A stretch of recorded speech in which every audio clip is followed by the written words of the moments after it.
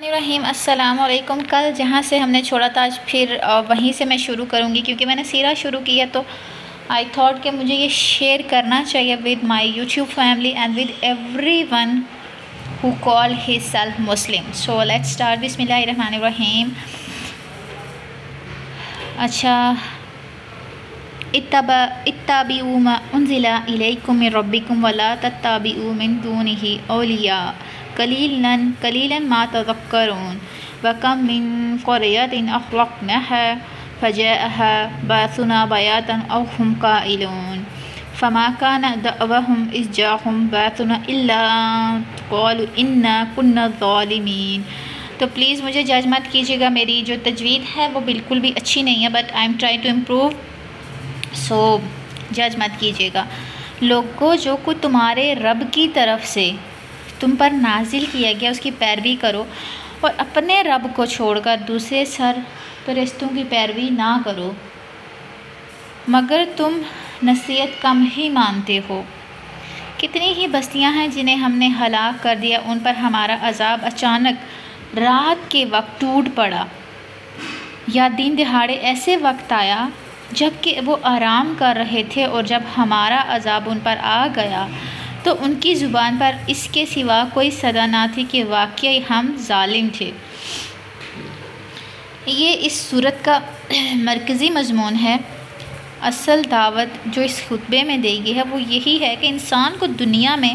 زندگی بسر کرنے کے لیے جس ہدایت رہنمائی کی ضرورت ہے، اپنی اور کائنات کی حقیقت اور اپنے وجود کی غرض و غایت سمجھنے کے لیے جو علم آئے اسے درکار ہے، اور اپنے اخلاق، تہذیب، معاشرت اور تمدن کو صحیح بنیادوں پر قائم کرنے کے لیے جن اصولوں کا وہ محتاج ہے، ان سب کے لیے اسے صرف اللہ رب العالمین کو اپنے رہنما تسلیم کرنا چاہیے۔ صرف اسی ہدایت کی پیروی اختیار کرنی چاہیے جو اللہ نے اپنے رسولوں کے ذریعے سے بھیجی ہے۔ اللہ کو چھوڑ کر کسی دوسرے رہنما کی طرف ہدایت کے لیے رجوع کرنا اور اپنے آپ کو اس کی رہنمائی کے حوالے کر دینا انسان کے لیے بنیادی طور پر ایک غلط طریقہ کار ہے، جس کا نتیجہ ہمیشہ تباہی کی صورت میں نکلا ہے اور ہمیشہ تباہی کی صورت میں ہی نکلے گا۔ یہاں اولیاء سرپرستوں کا لفظ اس معنی میں استعمال ہوا کہ انسان جس کی رہنمائی پر چلتا ہے اسے در حقیقت اپنا ولی در سرپرست بناتا ہے، اور ہاں زبان سے اس کی حمد و ثنا کے گیت گاتا ہو یا پھر اس پر لعنت کی بجھاڑ کرتا ہو، ہاں اس کی سرپرستی کا متعارف ہو یا بشدت اس سے انکار کرے۔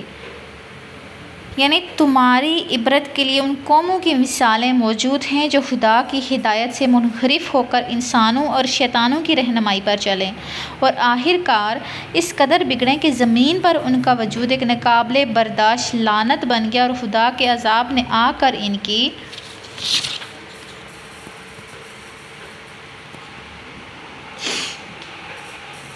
نجاست سے دنیا کو پاک کر دیا۔ آخری فقرے سے مقصود دو باتوں پر متبنہ کرنا ہے۔ ایک یہ کہ تلافی کا وقت گزر جانے کے بعد کسی کا ہوش میں آنا اور اپنی غلطی کا اعتراف کرنا بیکار ہے۔ سخت نادان ہے وہ شخص، وہ قوم جو خدا کی دی مہلت کو غفلتوں اور سرشاریوں میں ضائع کر دے اور دایان حق کی صداؤں کو بہرے کانوں سے سنے جائے اور ہوش میں صرف اس وقت آئے جب اللہ تعالیٰ کی گرفت کا مضبوط ہاتھ اس پر پڑ چکا ہو۔ دوسرا یہ کہ یہ افراد کی زندگیوں میں بھی اور اقوام کی زندگی میں بھی دو نہیں بے شمار مثالیں تمہارے سامنے گزر چکی ہیں، جبکہ کسی کی غلط کاریوں کے پیمانہ لبریز ہو چکتا ہے اور وہ اپنی مہلت کی حد کو پہنچ جاتا ہے، تو پھر خدا کی گرفت اچانک سے آ پکڑتی ہے، اور ایک مرتبہ پکڑ میں آ جانے کے بعد چھٹکارے کی کوئی سبیل اسے نہیں ملتی۔ پھر جب تاریخ کے دوران ایک دو دفعہ نہیں سینکڑوں ہزار مرتبہ یہی کچھ ہو چکا ہے، تو آخر کیا ضرور ہے کہ انسان اسی غلطی کا بار بار اعادہ کیا چلے جائے اور ہوش میں آنے کے لیے اسے آخری ساتھ کا انتظار کرتا رہے، جب ہوش میں آنے کا کوئی فائدہ حسرت مندہ کے سوا نہیں۔